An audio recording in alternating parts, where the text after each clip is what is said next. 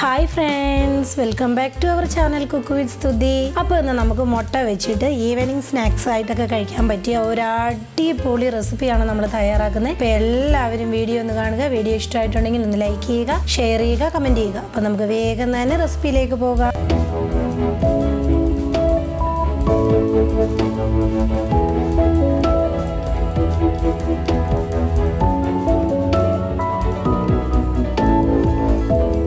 തയ്യാറാക്കാനായിട്ട് തുടങ്ങാം. അതിനുവേണ്ടി അടുപ്പിലൊരു പാൻ വെച്ചു. പാനിലേക്ക് ഞാൻ ചേർത്ത് കൊടുക്കുന്നത് റൈസ് ബ്രാൻ ഓയിലാണ് എടുത്തിട്ടുണ്ട്. നിങ്ങൾക്ക് ഏത് എണ്ണ വേണമെങ്കിലും യൂസ് ചെയ്യാമേ. ഇനി ഞാനിതിലേക്ക് എണ്ണ ഒന്ന് ചൂടായി വരുമ്പോൾ ഞാനിതിലേക്ക് ഒരു 1/4 ടീസ്പൂണോളം ഉള്ള നല്ല ജീരകമാണ് അതിട്ട് കൊടുത്ത് നല്ല രീതിയിൽ നമുക്ക് ഈ നല്ല ജീരകം ഒന്ന് മൂപ്പിച്ചെടുക്കാം.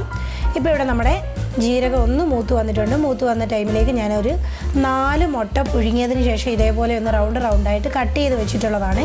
നിങ്ങൾക്ക് ഏത് ഷേപ്പിൽ വേണമെങ്കിലും കട്ട് ചെയ്യാം. ഞാൻ ജസ്റ്റ് ഇതേപോലെ ഒന്ന് കട്ട് ചെയ്തതന്നേ ഉള്ളൂ. ഇനി നമുക്ക് ഈ ഒരു മുട്ട ഇതിലേക്കിട്ട് 2 സൈഡും നല്ല രീതിയിലൊന്ന് മൊരിച്ച് റെഡിയാക്കി എടുക്കാം. ഒരു മീഡിയം ഫ്ലെയിമിലിട്ടൊന്ന് മൊരിച്ച് റെഡിയാക്കി എടുക്കാമേ. അപ്പോൾ ഇവിടെ കണ്ടോ, നമ്മളുടെ മുട്ട നല്ല രീതിയിലൊന്ന് മൊരിഞ്ഞ് റെഡിയായി വന്നിട്ടുണ്ട്. ഇങ്ങനെയൊന്ന് മൊരിഞ്ഞ് വരുമ്പോഴാണ് ഈ ഒരു സ്നാക്ക് കഴിക്കാൻ അടിപൊളി ടേസ്റ്റ്. ഒരു സവാളയൊന്ന് ഇതേപോലെ നീളത്തിൽ അരിഞ്ഞതാണ്, അതൊന്ന് ചേർത്ത് കൊടുക്കാം. ചേർത്ത് കൊടുത്തതിന് ശേഷം ജസ്റ്റ് ഈ സവാള ഒന്ന് സോഫ്റ്റ് ആക്കി എടുക്കണം, വഴറ്റി ഒന്നും എടുക്കണ്ട. അപ്പോൾ ഇവിടെ കണ്ട നമ്മളുടെ സവാള ഇതേ രീതിയിലാണൊന്ന് വഴണ്ട് വന്നിരിക്കുന്നത്. ഇത് മതി.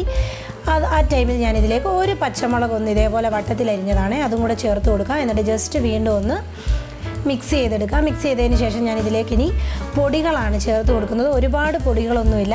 ഒരു 1/4 ടീസ്പൂണിനും താഴെ ഞാൻ ചെറിയ ജീരകത്തിൻ്റെ പൊടിയാണ് ചേർത്ത് കൊടുക്കുന്നത്.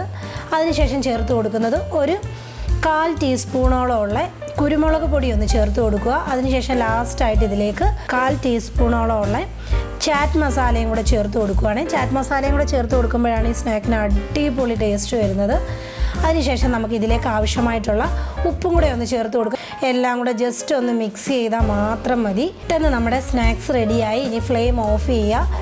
ഫ്ലെയിം ഓഫ് ചെയ്തതിന് ശേഷം ലാസ്റ്റിലേക്ക് നമുക്ക് ഓപ്ഷനിലാണ്, വേണമെങ്കിൽ ഇതേപോലെ കുറച്ച് മല്ലിയിലയും കൂടെ ഇട്ട് കൊടുത്താൽ നമ്മുടെ അടിപൊളി ചായയുടെ കൂടെയൊക്കെ അതേപോലെ തേയില വെള്ളത്തിൻ്റെയൊക്കെ കൂടെ നമുക്ക് കഴിക്കാൻ പറ്റിയ ഒരു അടിപൊളി സ്നാക്കാണ്.